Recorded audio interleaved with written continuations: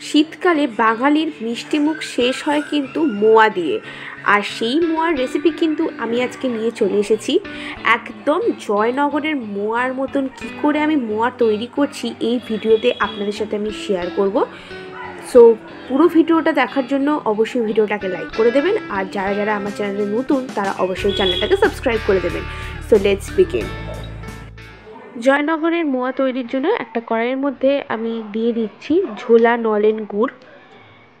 ফ্লেমটাকে লোতে রেখে কিন্তু এই নলেন গুড়টা দিয়ে দিলাম। দিয়ে এটাকে কন্টিনিউয়াসলি নাড়তে হবে যতক্ষণ না এটা একটা চিটচিটে কনসিস্টেন্সি কনভার্ট হচ্ছে।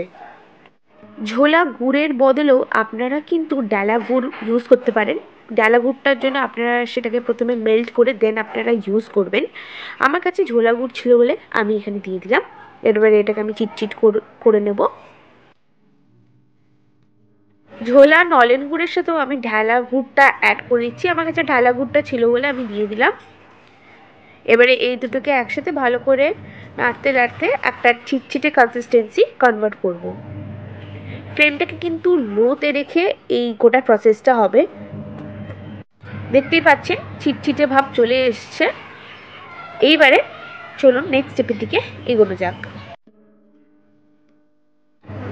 এইবারে এই গুড়ের মধ্যে আমি অ্যাড করে দিচ্ছি খই। বারে বারে অ্যাড করব, অল্প অল্প করে অ্যাড করছি। এখানে টোটাল আমি 100 গ্রাম খই অ্যাড করে দিচ্ছি। খইটা দিতে দিতে কিন্তু মিক্স করতে থাকবো। শীতকালে কারা কারা আমার মতন মোয়া খেতে পছন্দ করেন অবশ্যই আমাকে কিন্তু কমেন্ট বক্সে কমেন্ট করে জানাবেন। যতক্ষণ খই অ্যাড করছি আপনারা ভিডিওটাকে লাইক করে আসুন, আর যারা যারা আমার চ্যানেলে নতুন অবশ্যই চ্যানেলটাকে সাবস্ক্রাইব করে দেবেন। দেখতেই পাচ্ছেন কিন্তু সব গুড় টেনে নিচ্ছে এই খইটা। এবারে এটাকে আমি 1 ঘন্টার জন্য সাইডে রেখে দেব, যাতে খুব ভালোভাবে গুড়গুলো এটা টেনে নেয় আর একটা শুকনো ফর্ম যাতে তৈরি হয়। এইবারে এসছি মোয়া তৈরি করার মেন স্টেপে। আমি এটাকে 2 ঘন্টা ধরে রেখেছিলাম আর পুরো এটা শুকিয়ে গেছে। এবারে এর মধ্যে কিছু ইনগ্রিডিয়েন্টস আমি অ্যাড করব। প্রথমেই আমি এর মধ্যে দিয়ে দিচ্ছি ক্ষীর। আমি এটাকে বাড়িতে তৈরি করেছি, দুধটাকে ফুটিয়ে ফুটিয়ে এর মধ্যে কনডেন্স মিল্ক অ্যাড করে ক্ষীর তৈরি করেছি। আপনারা চাইলে আলাদা করেও কনডেন্স মিল্ক অ্যাড করে নিতে পারেন। দিয়ে দিলাম এলাচের গুঁড়ো, দিয়ে দিচ্ছি 1/2 চামচ ঘি।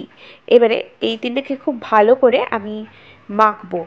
যত বেশি আপনারা এফোর্ট দিয়ে মেখে নেবেন, চটকে নেবেন, ততটা খেতে সুন্দর হবে। মাখাটা শুকিয়ে গেছে বলে আমি আরেকটু ক্ষীর অ্যাড করে নিচ্ছি।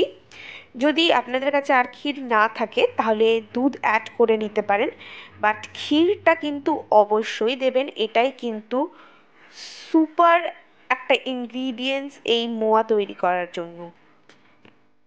আমাদের কিন্তু খুব ভালো করে চটকে নেওয়া হয়ে গেছে। এবারে চলুন নেক্সট স্টেপের দিকে এগোনো যাক। লাস্ট আর ফাইনাল স্টেপে আমি হাতে একটু ঘি মাখিয়ে নিচ্ছি। এবারে গোল করে নেব। একটুখানি মাখা থেকে একটু মাখা তুলে ভালো করে গোল করে নিচ্ছি হাতে। এরকমভাবে প্রত্যেকটা মোয়া আমি তৈরি করে নেব।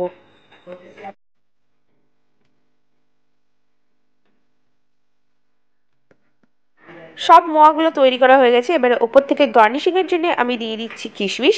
চাইলে আপনারা কাজুও দিতে পারেন। এবার আমিও একটু মায়ের সাথে সাথে হাতে একটু হেল্প করে দিচ্ছি কিশমিশ লাগাতে। ব্যাস তৈরি কিন্তু আমাদের জয়নগরের মোয়া।